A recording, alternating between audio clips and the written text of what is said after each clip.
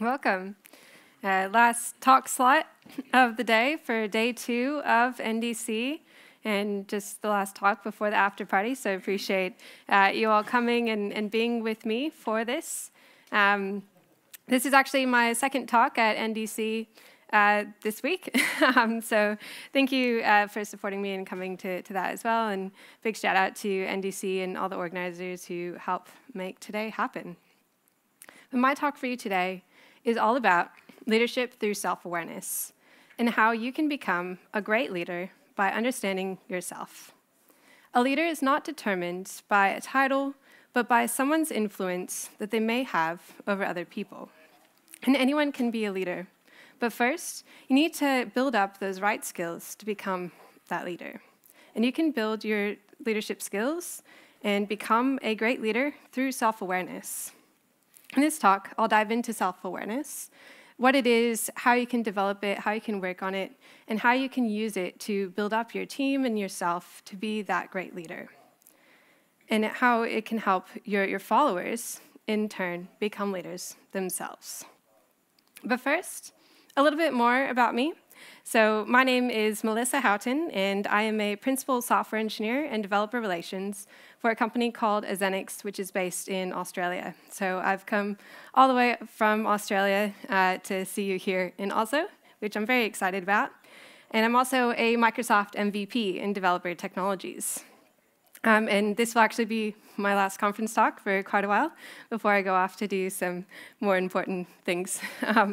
But yeah, so I appreciate you being here with me. I do try to stay active on socials, so feel free to connect with me or share any photos you may have or thoughts on socials as well. But the idea for this talk is not a unique one. Leadership and self-awareness is something that has been connected for quite a while. And when I was doing research to figure out this talk, I came across tons of different articles and stuff, but I really leveraged it from a whole bunch of leadership courses and training that I've done in my past. One of the things that really where it pulled from was a leadership camp that I was involved in for quite a few years.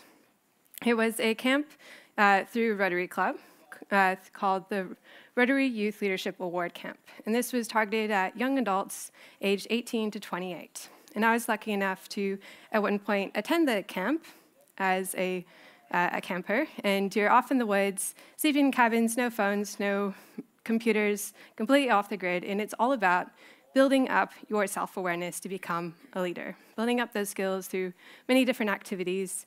And I'm not going to try and retrofit this camp into a talk, but that concept is one that's always stuck with me. And I actually went on to be a facilitator for the camp for a few years, then helping to help other people build up those skills themselves. So the photo you see on the screen is me as a camp counselor with some of the young adults that I was helping to teach at the time.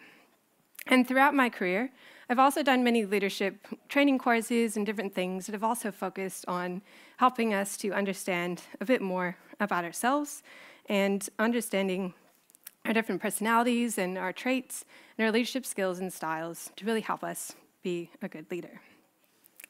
Raise your hand if you've ever done any sort of like personality test or leadership style test or something like that in a corporate training. Yeah, cool. Yeah, so lots of hands. So you can see where this concept of understanding oneself can help you to become a better leader. But what does it mean to be a leader, to be someone that is going through having leadership?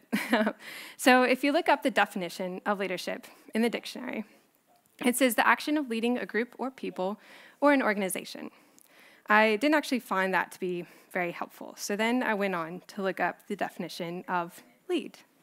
And it told me that to lead means the initiative in an action, an example for others to follow. So if we put those two things together, we can say that leadership is the action of taking the initiative and setting an example for others to follow.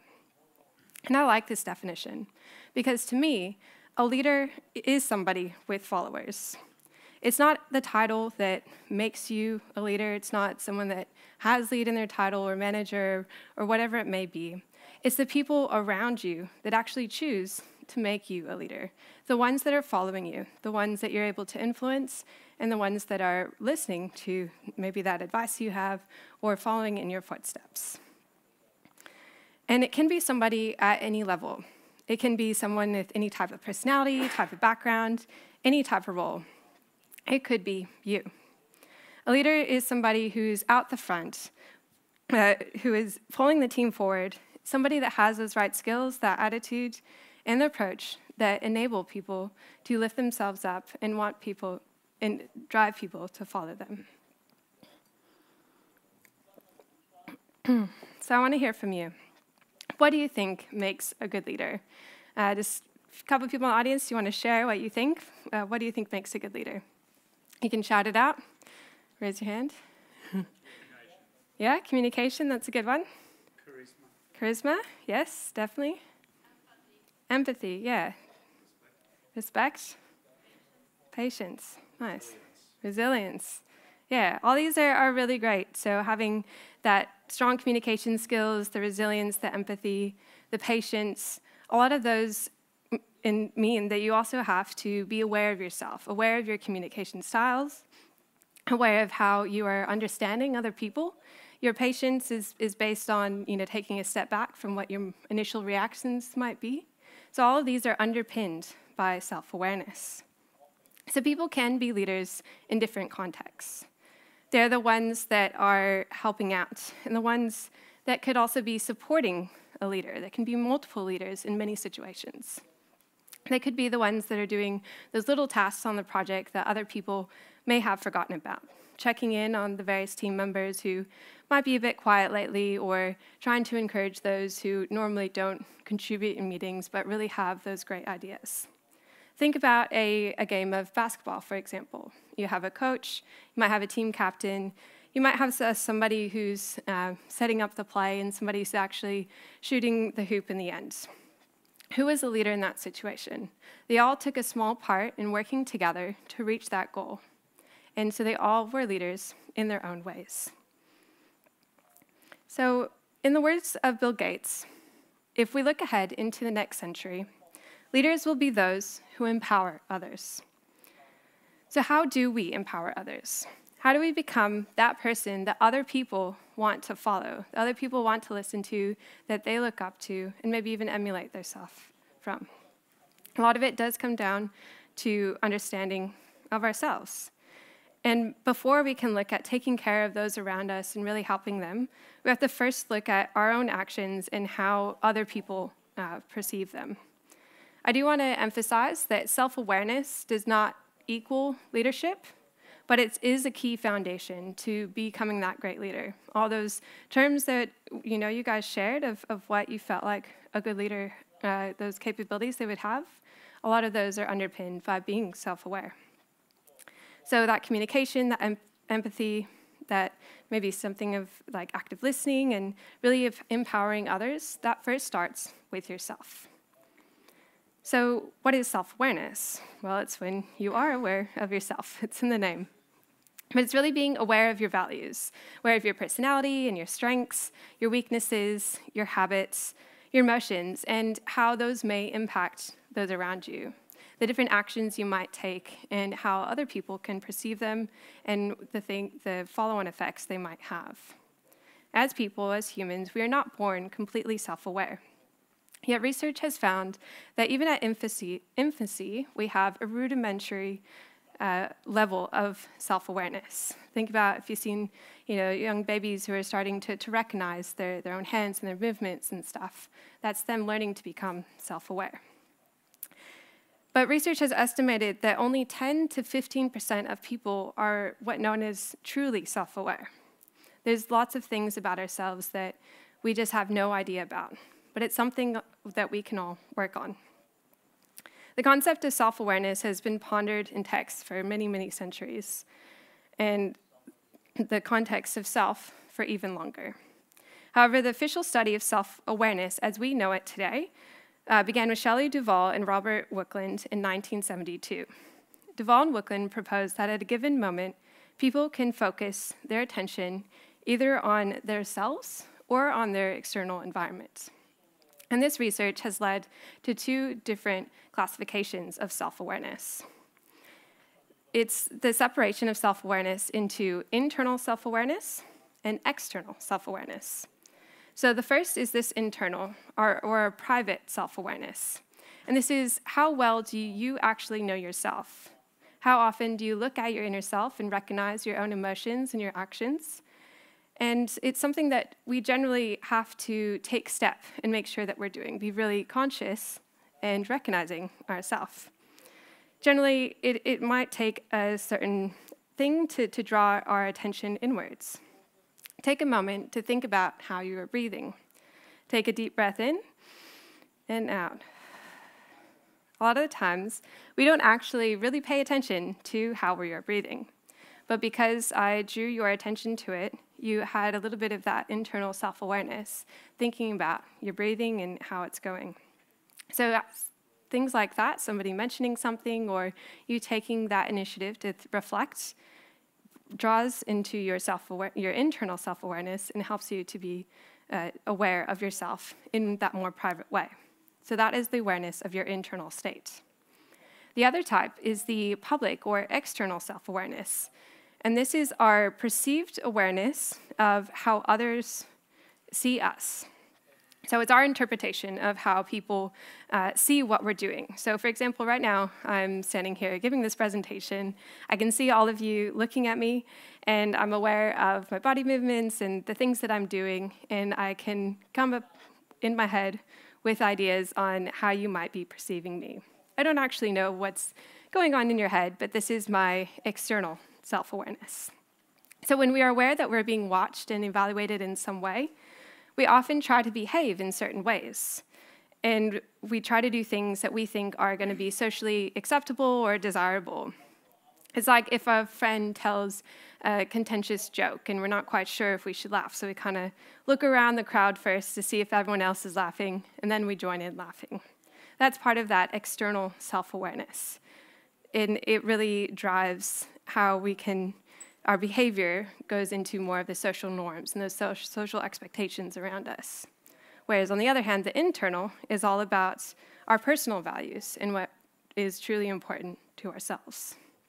So further research on this has divided in self-awareness into 4 self-awareness archetypes. And this is research by Dr. Tasha Urich. So if we look at the bottom left, we have seekers. And these are people who have low internal self-awareness and low external self-awareness. So they don't know too much about themselves and who they are just yet, and they're constantly seeking information. So they're also not quite aware of what other people might think. So these type of people, they often feel quite frustrated or stuck because they're not too familiar with themselves and they're not too familiar with how society might be seeing them. Then we have on the top left, introspectors. These are the ones who have the high internal and low external. So they're really clear on what's important to them and their personal values, but they're not too clear on how everyone else sees them. They probably have a closed mindset, and they're not very good at being open to opinions and ideas from other people. So this can often harm their relationship or maybe limit their growth and success because they're not looking for new ideas or new information. Then in the bottom right, we have pleasers. So these are people who are low on their internal and not necessarily aware of their own values, but they're high on that external society, what the society might want from them, the high external self-awareness. So they're really focused on pleasing other people around them and how they might appear. But this means they might end up overlooking what's really important to them and not really living by their values and all of that. And then in the top right, we have the people that are truly self-aware. So they have that high internal and high external. They know who they are, they know what's really important to them, they live by their values, but they're also continuously seeking feedback from those around them and open to new ideas and flexible and change based on those around them. So building up our self-awareness is a really ongoing task, and it's a sliding scale between all these different areas and in different situations. You're not 100% going to be in one box or the other, but it's important to be aware and build up both the internal and external self-awareness. And as we highlighted just on that last slide, there can be some negatives if we're not working on our self-awareness correctly. If we're focusing only on the internal, we become maybe too self-centered, or external, we can become quite anxious about everyone around us. We can also, focusing too much on ourselves, mean we can be self-absorbed, and it can really limit our potential and our thinking. It can lead to distress and self-consciousness if we're too aware of what other people might be thinking. There's also that element of vulnerability, and having a negative focus on that can come with self-awareness. So you might be more concerned about what other people are thinking about you, that it kind of holds you back from doing things. There's something called the sadder but wiser paradox that says that learning more about ourselves makes us wiser, but it can also make us sadder. So how do we change this? How do we make sure that we are building up our self-awareness, but remaining positive as we do it? And we're not mulling over the negative things or those bad reinforcements, but instead we're reflecting objectively, and we're aiming to find out more. The important thing is to look at the questions that we're asking ourselves, because interpretation alone does not equal happiness or success, and it can sometimes make it worse if we're misinterpreting a situation. So research has found that mentally, if we're not actually able to pull up all of our unconscious thoughts and feelings, and we don't know what's always going on in the heads of those around us, there's so much hidden that we often might create excuses or form conclusions that might not necessarily be true. So we need to focus on moving forward instead of fixating on what has happened in the past. Change our reflective questions from why to what. Instead of saying, why me, look at what can I do to improve. Instead of saying, why is this happening, look at what can I do to make it better. Go from why am I so upset to what is it that will make me happy. Change your questions from why to what. Focus on becoming that aware archetype, building both the internal and external self-awareness, looking at what you are doing, what you're feeling, and what your blind spots might be. Focus on your learnings, your improvements, and moving forward from failure, but also remembering that it is okay to fail, and that is an important part of learning and growing, keeping that open mindset to continue moving forward. And there is a tool that we can help, technique that we can use to help us understand this relationship that we have with ourselves and others. It's an exercise where you sit down with somebody who knows you quite well, and you get a list of adjectives, such as cheerful, observant, that kind of thing, something that might describe you or just describe a person in general. And individually, you fill out the list, circling ones that you think relate to yourself, and the person does it, your friend does it in the same context, looking at terms that relate to you. Then you compare the two lists, and you match up what's on the list. So the ones that match are known to both you and people around you, someone that's close to you, and that's your external self. If there are items that you selected for yourself, adjectives that you think really describe you but your friend didn't select, then that's more a reflection of your internal self.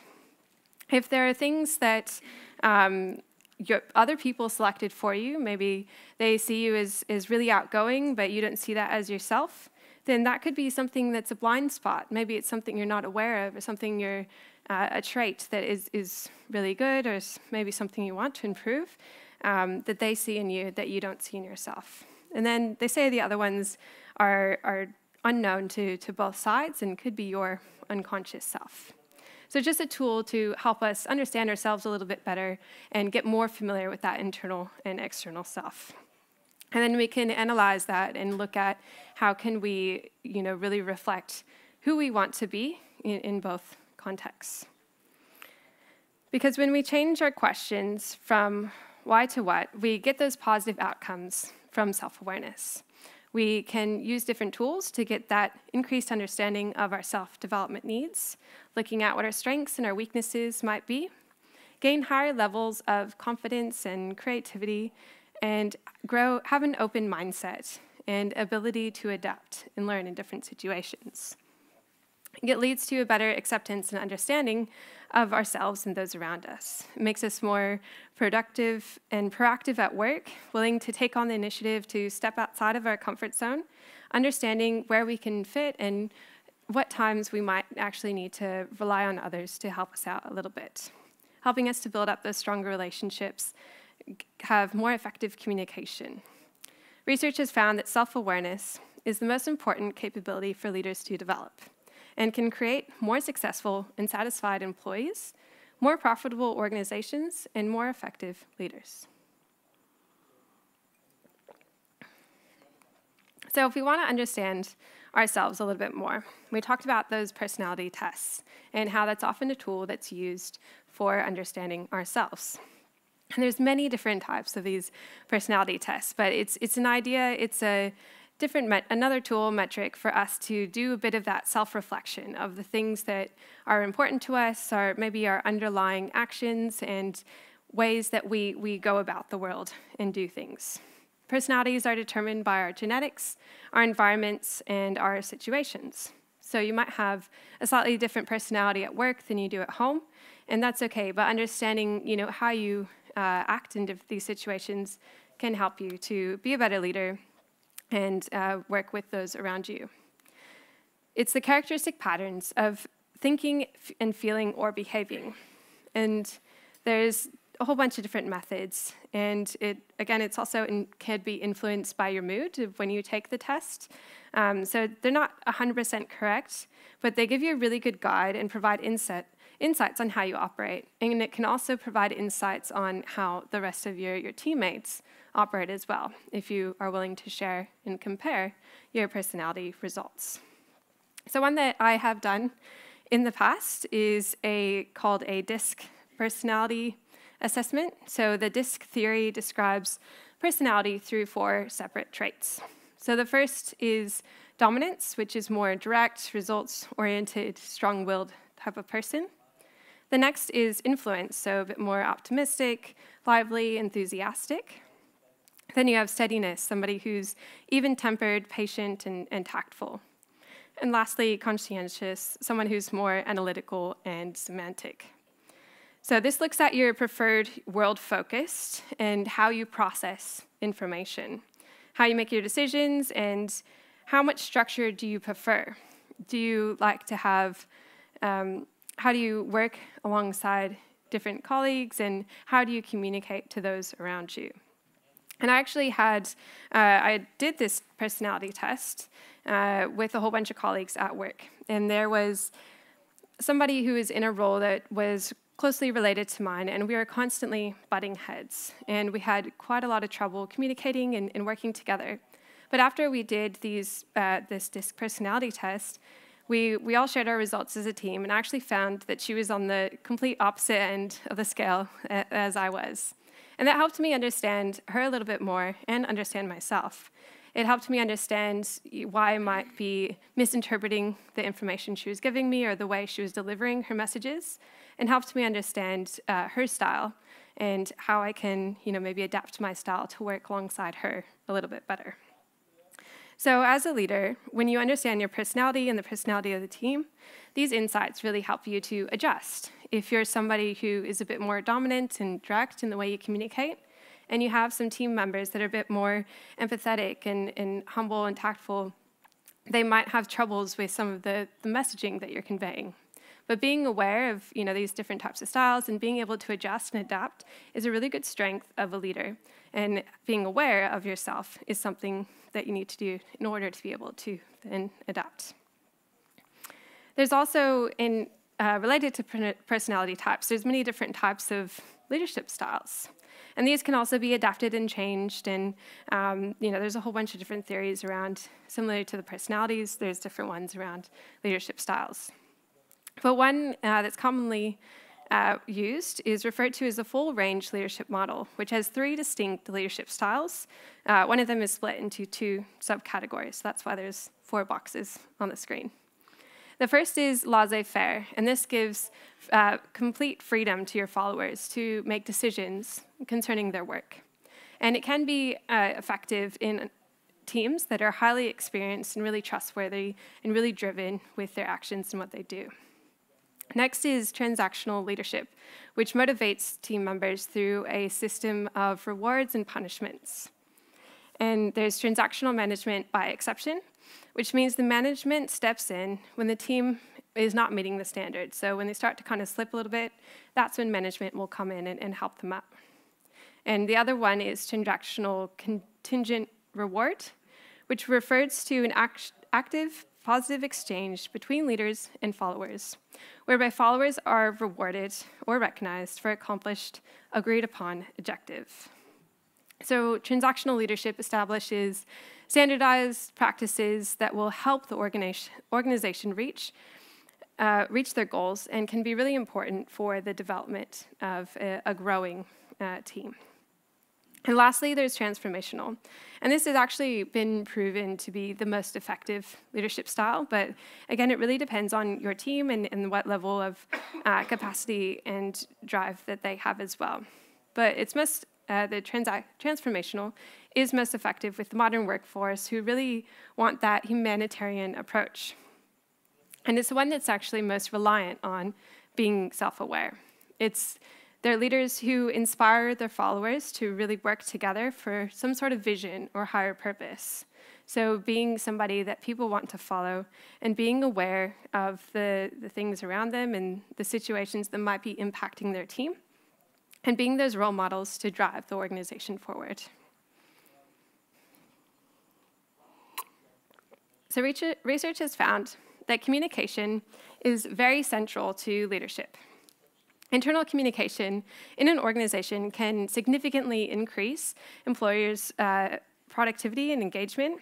And with a move to a more remote-first or hybrid working environment, communication is becoming ever more important. There is a famous rule that's 73855 in communication, and there is a bit of debate around those percentages. But basically, the rule is saying that a meaning of a message is only 7% verbal, 38% tone, and 55% body language. So if we're all working from home, you're getting all of your information from your leaders through text or a chat system or email or whatever it may be, you lose a lot of that meaning behind the message. So it's really important to be aware of the tone of voice in your writing and maybe adapt different styles to deliver your message. Add in, those little GIFs and emojis, or use a video messaging, have video chats when you can, turning on your camera and making sure that you can get across that body language and really build up that communication.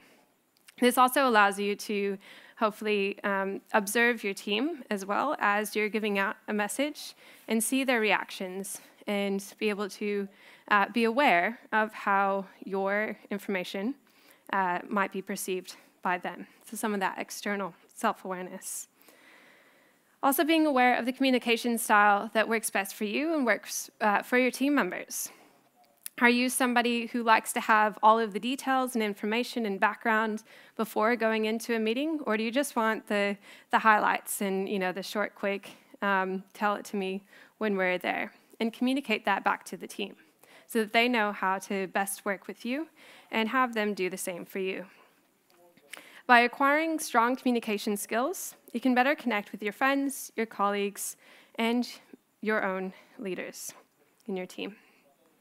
Next, the next important leadership skill that I think is one that really underpins self-awareness the most is emotional intelligence, which is sometimes referred to as EQ.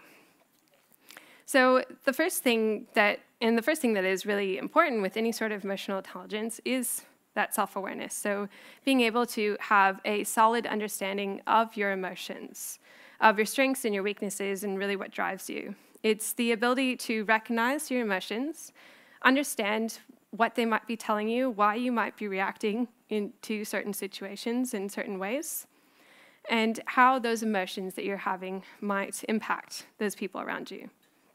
It also involves your perceptions of other people's emotions. When you're understanding how your team members may feel, this allows you to manage your relationships more effectively. And being able to have a strong emotional intelligence means that you're more able to detect the emotions of those people around you. So the emotional intelligence can be broken down into, a whole bunch of different categories. So the first is self-awareness, which we're talking about. That's ability to detect and decipher your own emotions. It's the perceiving emotions representative of your emotional intelligence, and being able to process that emotional intelligence as much as possible. The next is self-management, which is being able to control and then harness your emotions. So first it's recognizing it, and then being able to control it in different situations. Using your emotions to facilitate various cognitive activities, such as the way you're thinking about a problem or working through a situation, how you're reacting when things might not be going so well. An emotionally intelligent person can fully capitalize on your changing moods and in order to really benefit the task at hand. Next is social awareness, which is that ability to then understand the emotions of others and those around you. To appreciate that people might experience emotions differently and understand how people's emotions can change and evolve over time. Someone might have been mad or really upset about something an hour ago, but maybe they've now got past that. So being aware of how people's emotions can change in different scenarios and how different people can react and have differing levels of emotions.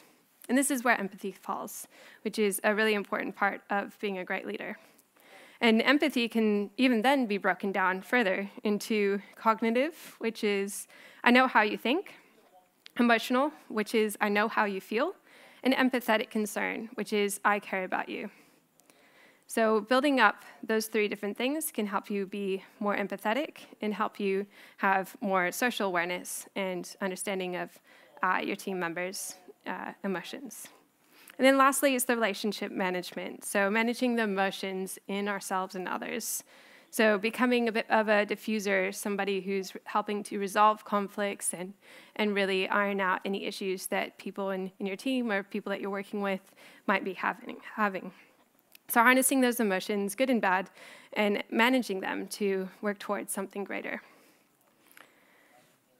So why such a focus on emotional intelligence? Well, now as leaders, we're expected to be more humanitarian. We've all gone through the pandemic where a lot of us had a whole lot of stress. There's economic stress that a lot of different people are feeling. And we want people leading our organization who are able to relate to us and be aware of different impacts we might be having in our lives. We want a sense of belonging. We want to feel motivated, and we want our team members to feel comfortable, and which then makes them more likely to work effectively. So people are really yearning for those leaders who are very empathetic, emotionally intelligent, and understanding. So we want to ensure that we have that good energy management and management of our emotions. In a study by a Center for Creative Leadership in the United States, they found that the three main reasons for executive failure are the difficulty in handling change, the inability to work well in a team, and poor interpersonal relationships. So people with high emotional intelligence can battle against all three of those things. They're curious, wanting to learn more and being able to adapt to change and being open to a vastly changing world, which we are all living in today. They're able to work well with others and understand the people around them and make those really strong connections and be great leaders. So how can you increase your emotional intelligence? Well, one of the activities that you can do is start just by writing out a list of all the emotions that you are aware of. Because building up that emotional vocabulary will help you to then start being able to identify different emotions in yourself. So figure out how many emotions that you're actually aware of, and then start researching more kinds of emotions and trying to take practice in recognizing them in yourself. Observe yourself and how you're reacting in different situations, reflecting on reactions that may have turned out poorly or things didn't quite work out the way you expected them to. Examining stressful situations that you've been in and how you handled those. Practice putting yourself in other people's shoes and looking at things from their perspective. And remembering that people react differently in different situations. So people's definition of hard or something that might be upsetting for them can be very different from what you might think as upsetting or hard. So before you send off that angry email, take a step back and reflect and revisit with a new mindset after your emotions have calmed down. Or if a team member comes to you very upset about a situation that happened, really put yourself in their shoes and understand it from their perspective and help them to work through it. If you react in an emotionally driven way, take responsibility for that situation and work to prevent it from happening again. Recognizing your emotions and reactions when they happen will help you to manage them in the future. And the ability to do all these different things is really grounded in that self-awareness, being aware of our internal values and our emotions, our personality, our feelings, and our external self-awareness of how others are impacted by these different things. So to continue building our self-awareness, one thing that's really important is something called self-leadership. So self-leadership is defined as a process of influencing oneself to achieve your goals. So really being that leader for yourself. We don't all have great managers or leaders within our team or people that are really supporting us. So sometimes you need to be your own greatest leader. And you can influence yourself by following a few different strategies to do so and to gain that self-leadership. One of them is through looking at your behavior, so doing that self-observation, driving yourself to set those goals. You don't need somebody saying like, hey, let's put together a career plan. You can do that for yourself. And looking at those different cues and idiosyncrasies for yourself. What drives you? What makes you happy? What are things that you're looking to achieve? The next step is going through natural reward. So building in pleasure and enjoyable features into one's tasks. So maybe in your role, you have a few things that you need to get done that might not be super enjoyable, but trying to find ways to give yourself little rewards after you achieve them or make it more enjoyable throughout the day. So you're doing that leadership for yourself, driving yourself to achieve your goals. And practicing a constructive thought pattern, evaluating your beliefs and your assumptions, and practicing positive self-talk. Turning your negative thoughts into positive ones, changing your questions from why to what, and motivating yourself to be the best leader that you can be. So taken together, these strategies can describe how individuals can gain awareness not only of their beliefs and behavior, but then consistently work towards, mentally track, and realize their own goals. So it's all about becoming a good leader for yourself. And when you do this, others will then start to see you as a leader as well. They can perceive you as stronger and more capable, somebody who is achieving and being driven, and a role model for them to follow. So overall, the performance of a leader is stronger when they're very skilled in the act of self-leadership. There's also something closely related, which is called self-efficacy. And this is an individual's belief in their capacity to execute behaviors necessary to perform well.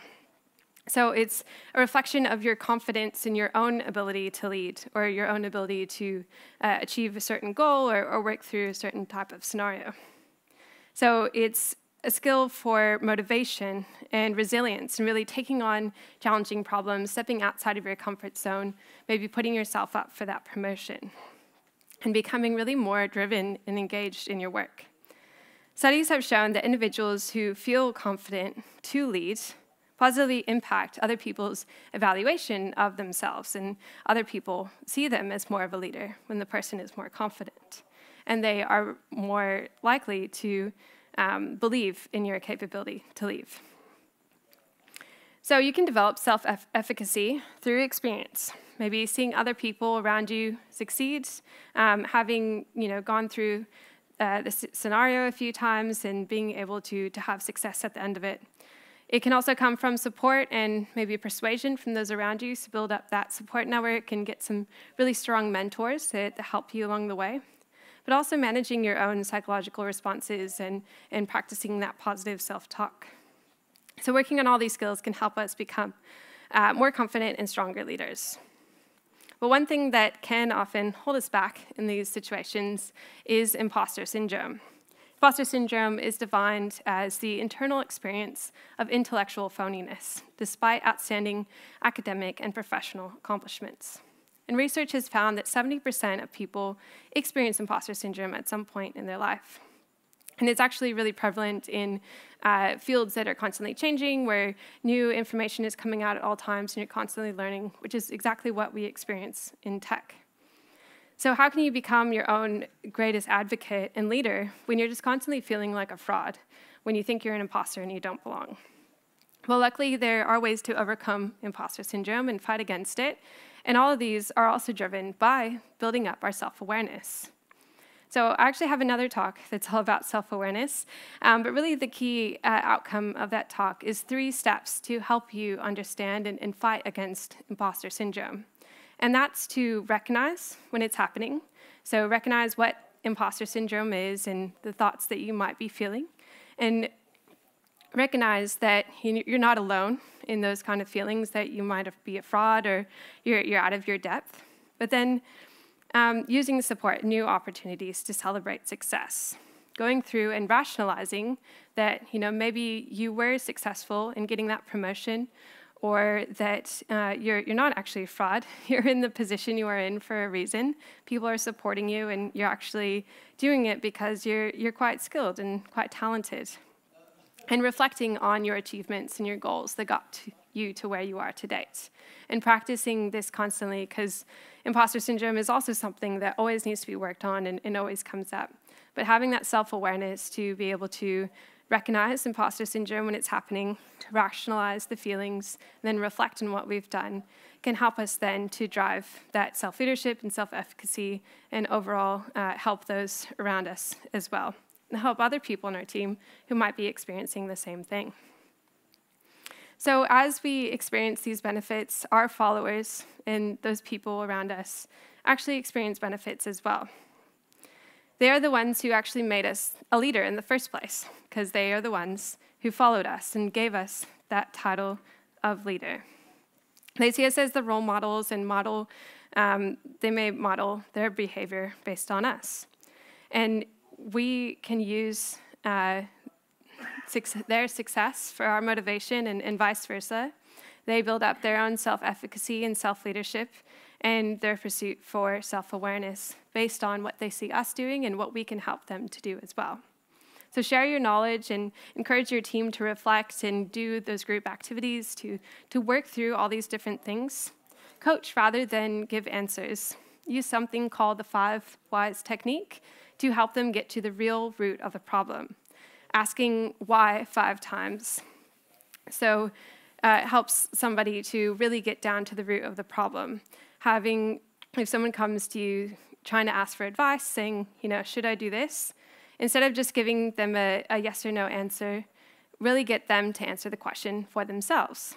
I actually had a manager who would pretty much answer any question I asked him with a question, which initially I found quite frustrating, but it would usually end up with me coming up with the answer myself, and it helped me develop those skills and become aware of what was really important to me and what I really wanted to do. Looking at things like what were my goals and what sort of actions should I take next. And that really encouraged that introspection and building up of self-awareness for me as a follower. And furthermore, there was a study that was published a few years ago that looked at the combination of the leader self-awareness, the leader efficacy, and the impact of those things on the follower. So it showed that self-awareness and self-leadership plus self-efficacy led to leader emergence from followers. So if you, as a leader, had greater self-awareness, then your followers would start doing more self-leadership in themselves and driving themselves forward a little bit more. You're empowering them to take those actions themselves. And that led to more confidence in the leader's leadership abilities. And then from there, the followers were more likely to then become leaders themselves and have that confidence and self-awareness themselves.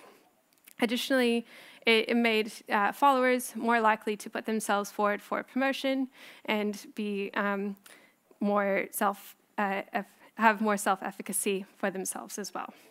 So having that strong self-awareness as a leader naturally builds that up in your followers, is what this study found. And empirical research has consistently demonstrated that leadership behaviors influence overall organization performance as well. Workers are more trusting of leaders who are self-aware, and in turn, they become more inspired and more motivated to do well and reach a goal and work together. External relationships with clients or customers are stronger. People who say, there's a quote from Maya Angelou that says, "I've learned that people will forget what you said and they will forget what you did, but people will never forget how you made them feel." Self-aware leaders and teammates make an impact and are more engaged in their work and produce overall better results. And we can build that self-awareness first by working to understand ourselves and practicing and re-evaluating in the context of others, using all these different tools and techniques to understand our personality, our communication styles, our leadership styles, looking at that internal and external self-awareness. There was a study that Duvall and Wickland did when they're looking at how to increase self-awareness, where they had people sit in front of a large mirror of themselves, and it videotaped them. And then people had listened to recordings of themselves, which I think is funny because a lot of people kind of hate listening or watching themselves on some sort of recording or something like that. But it really helps people to be aware of their actions and how they might be perceived by others. So whenever I give a talk, I always make sure to go back and watch the recording afterward, and that helps me develop my skills as a public speaker and become aware of different things that I might be doing and be able to reflect on the things that happen throughout the talk. So there are things that we can do, little tricks like that, to help build our self-awareness. There's also something called self-awareness triggers, which could be big events in our lives that really help us to develop self-awareness. It could be some sort of tragedy that really made us reflect and look back through things, or it could be really great success or achievement, or maybe something really unexpected that happened. But it's really about having that reflection, and that reflection is the really key part to looking back and learning, and having those positive questions, focusing on the what questions that'll help us move forward, not the why ones that might hold us back or put us into the negative mindset. Without these kind of big triggers or watching yourself in a recording, you can also get 360 feedback from your team, getting information from those around you, then also making sure that you take that time to reflect and compare the results between the two feedbacks as well to see if you have that internal and external self-awareness matching up. There's also a whole bunch of different scientific tests and things you can do online to find your level of self-awareness and continue to build up the understanding of yourself and your personality and all those different things. Work on emotional intelligence, communication, and mindfulness. Keep some sort of journal, take a step back, and slow down when your emotions may boil, and really practice that self-regulation. So in summary, we have learned about leadership, that anyone can become a leader. And it's not about a title, but it's really about people who follow you. You can build up these skills to really help understand yourself. And understanding yourself can really drive becoming a great leader. We learned what self-awareness is and how it can have negative impacts. There's a lot of positive impacts about it as well. If we look at those right questions and focus on moving forward and understanding ourselves and how we can grow from that. We learned about a few different leadership styles, skills, and emotional intelligence, and positive things, and how those are all underpinned by self-awareness. And we heard how self-awareness can be beneficial to ourselves, our team, and our organization. So through self-awareness, you can become a great leader. And I will leave you with this quote from Chinese philosopher Lao Tzu. "At the center of your being, you have the answer. You know who you are, and you know what you want." So thank you.